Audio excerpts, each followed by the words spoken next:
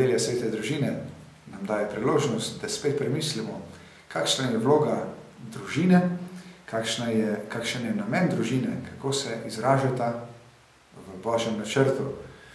Vsak od nas se je v enem trenutku moral soočiti, ali pa se morda še sooča s tem, da njegova vera iz otroške vere raste, prerašča v zrelo, odraslo vero.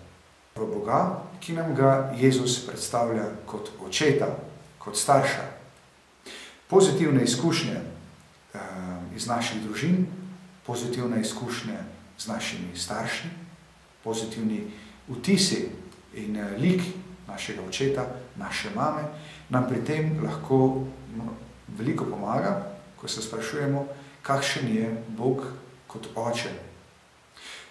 Velja seveda tudi nasprotno, da nas lahko negativne izkušnje ali pa človeške omejenosti naših staršev pri prepoznavanju Boga kot očeta, kot starša, lahko včasih tudi ovirajo.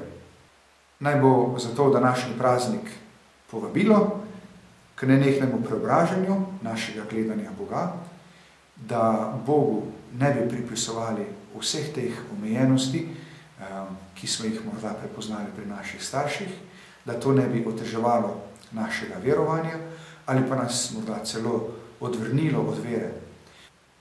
Naj nam bo nasprotno nauk Jezusa, edinorojenega sina, ki biva v očetovem naročju, navdih, ko se bomo spraševali, kako biti oče, kako biti mati, kako graditi družino, kako nasploh biti vzgojitelj, da, kot nas vabi sveti Pavel, nam bodo otroci lahko poslušni, mi pa src naših otrok ne bomo grenili, ampak jih bomo spodbujali, da bodo rasli v modrosti ter molili zanje, da bo Božja milost z njimi.